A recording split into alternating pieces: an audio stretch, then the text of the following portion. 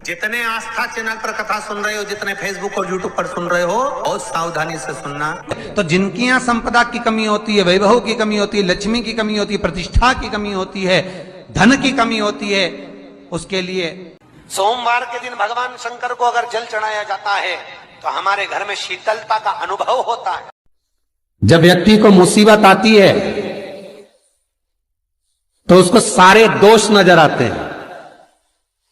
जरा पंडित जी देखना, मुझे पितृदोष है। क्यों? बहुत तकलीफ में है, बहुत कष्ट में है, बहुत दुखी है, बहुत तकलीफ में, बहुत कष्ट में, बहुत दुखी है। देखिए जरा, पितृदोष है। पंडित जी बोलेंगे पितृदोष तो नहीं है। वास्तु शास्त्री के पास पहुंच गए महाराज, और वास्तु शास्त्री के पास जाकर कहा, जरा देखिए हम बड़े तकलीफ में हैं, बड़े दुखी हैं, क्या वास्तु दोष है हमारे घर में? क्या हमारे घर में वास्तु दोष है क्या? देखिए जरा। तो फिर वास्तु शास्त्र ने कहा, घर में भी कोई वास्तु दोष नहीं है। तो फिर इतना दुख काहे से है, इतनी तकलीफ काहे से? आप जो परमात्मा का भजन करोगे, कीर्तन करोगे, नाम जाप करोगे, स्मरण करोगे, कर्म अच्छा करोगे तो ही तो ठीक होगा।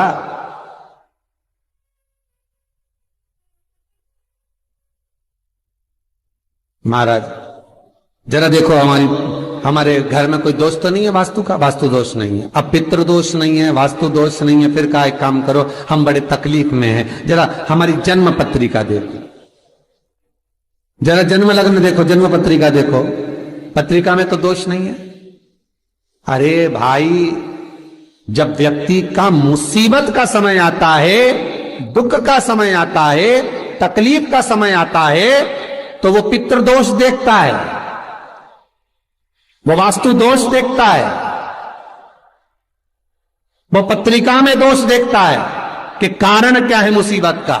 बस दिक्कत एक ही है कि वो अपने कर्म में दोष नहीं देखता कि मेरे ये पितृदोष, ये वास्तु दोष, ये सारे दोष तो बात के हैं, पर सबसे पहला दोष है कि जो कर्म करा है वो कैसा करा, उसके अनुसार मुसीबत आई है, उसके अनुसार हम दुख झेल रहे हैं। बार बार कहा जाता है, मत बुरे कर्म कर बंदे वरना पछताएगा, भगवान की आंखों से तू बच नहीं पाएगा, तू बच नहीं पाएगा।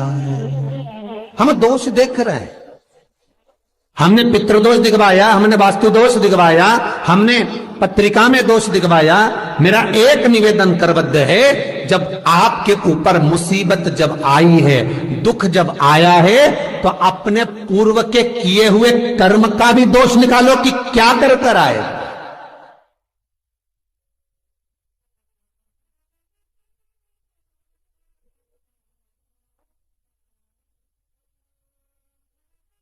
पत्रिका दिखा करके बल वो पत्रिका का दोष मत निकलवाइए, वास्तु का गलती निकालकर वास्तु का दोष ना निकलिए। महाराज अगर पितरों का भाव निकालकर पितरों का दोष ना निकालिए, पर एक दोष अपने भीतर भी है, वो कर्म का दोष है। कुछ अच्छा करा होगा तो भगवान आपके जीवन में थोड़ा तो सुख लिख ही देगा, थोड़ा सुख तो लिखेगा। और यदि बेकार कर्म किया है तो कहीं ना कहीं दुख तो उसने लिखा है, कर्म का। मत बुरे कर्म कर बंदे वरना पछताएगा, भगवान की आंखों से तू बच नहीं पाएगा, तू बच नहीं पाएगा। अरे ओ अज्ञानी मत करना दानी।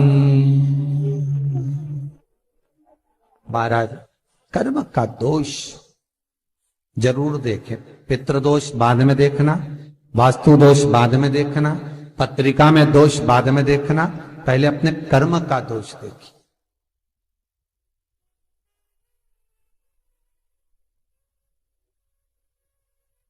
फिर निवेदन करेंगे। बार बार कहते हैं कि भगवान की भक्ति में डूबो, शिव का स्मरण करो, भगवान का स्मरण करो, राम का, कृष्ण का, तुम्हारी मर्जी पड़े उसका स्मरण करो, पर करो क्यों? क्योंकि दुख, तकलीफ, कष्ट पत्रिका दिखाने से नहीं कटेगा। मकान के दरवाजे बदलने से, वॉशरूम बदलने से, पाइप बदलने से नहीं बदलेगा। दुख तकलीफ तुम 50 बार वास्तु का भी बदल कर देख लेना, फिर भी दुख और तकलीफ, कष्ट नहीं, ये कष्ट समाप्त नहीं होगा, दुख और तकलीफ समाप्त नहीं होगा। किसी से तुमने बेवकूफ बनाकर, मूर्ख बनाकर, किसी को व्यापार में, व्यवसाय में, कोई काम में किसी को मूर्ख बनाकर, बेवकूफ बनाकर, सीधा था समझ नहीं पाया, उससे तुमने 10,000, 20,000, 1 लाख, 2 लाख, 5 लाख, 10 लाख तुमने ले तो लिए और खुश भी हो गए कि मैंने उससे ले लिए, अब वो मेरा क्या बिगाड़ लेगा? आए लेने के लिए, भला क्या बिगाड़ लेगा?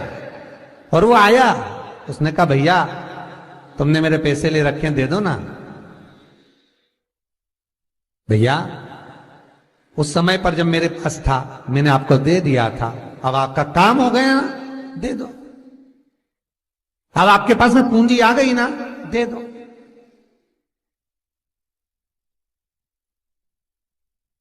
बहुत ध्यान दीजिए महाराज, 2 तरह का पैसा होता है। एक व्यक्ति ब्याज पर देता है ना ब्याज पर, कि तुम ये रुपया ले जाओ, हम तुमसे इतना ब्याज लेते रहेंगे, बाद में मूल दे देना। और एक व्यक्ति वो होता है जो अपनेपन से, प्रेम से, अपनी करुणाता से, अपनी पहचान से, अपने हृदय से, अपनी चित्तवृत्ति से, अपने दिल से जब प्रेम बढ़ जाता है, स्नेह बढ़ जाता है, तो कह देता ले जा 2 लाख, 4 लाख, 5 लाख, काम निकाल ले, बाद में दे देना। पर व्यक्ति इतना विचित्र हो जाता है कि जिससे ब्याज पे लिया है उसका तो पूरा ब्याज देता रहता है, और जिसका बेचारे का देना है उसका दे ही नहीं पाता। पर निवेदन है, जिसने तुम्हें मुसीबत में साथ दिया, तकलीफों में, कष्ट में तुम्हारे साथ दिया, सबसे पहले हाथ जोड़कर उसको निवेदन कर कर देना कि ये तेरा है भाई, ना जाने फिर जरूरत पड़ जाए तो तुझसे मिल तो जाएगा। जब एक बार दे दोगे तो वो दूसरी बार देने के लिए तैयार बैठा रहेगा।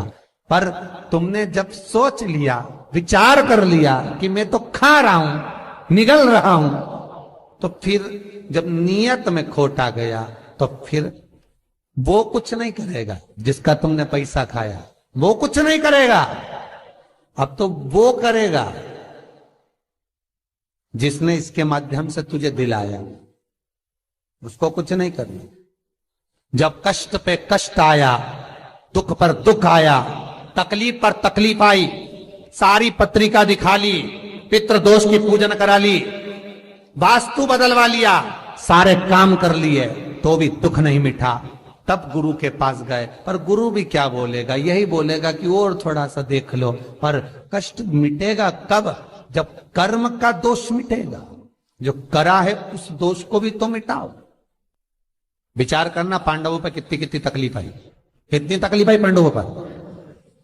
लाक्षागृह में आग लग गई, पर भगवान किसी रूप में आकर बता दिए कि आग लगने वाली है, सुरंग बनवा दी, बाहर निकलवा दिया। दुख तो आया था ना। पूरे वन में जब तक पांडव रहे तकलीफों पे तकलीफ भोगते रहे, हर बार तकलीफ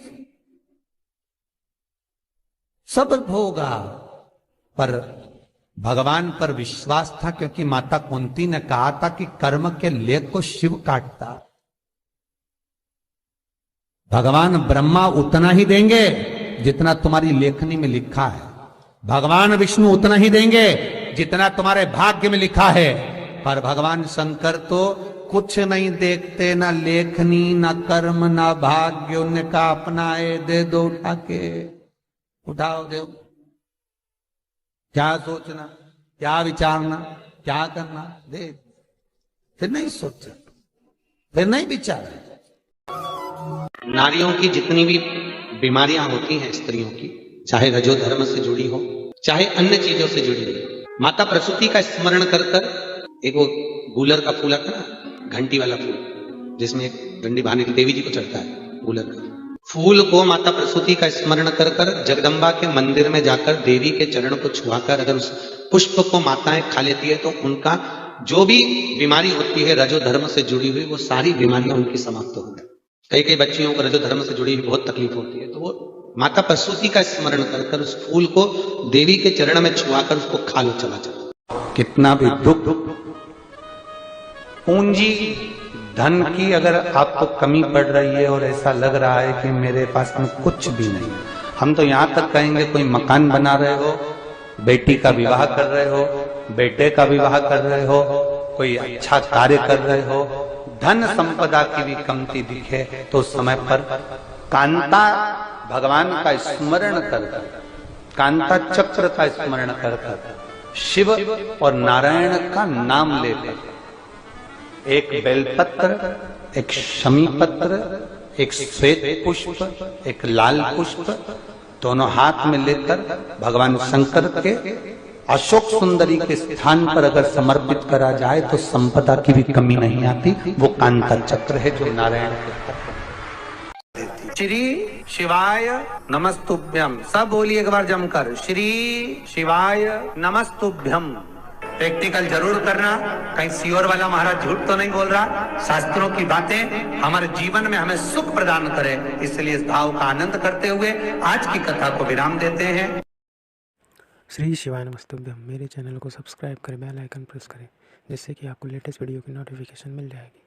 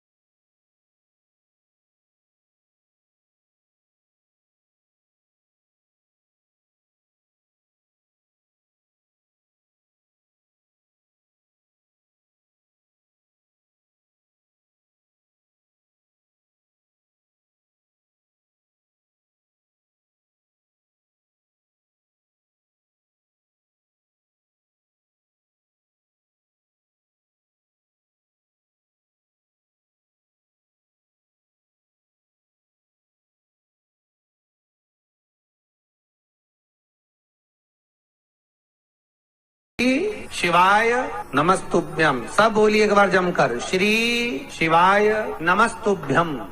प्रैक्टिकल जरूर करना, कहीं सियोर वाला महाराज झूठ तो नहीं बोल रहा। शास्त्रों की बातें हमारे जीवन में हमें सुख प्रदान करे।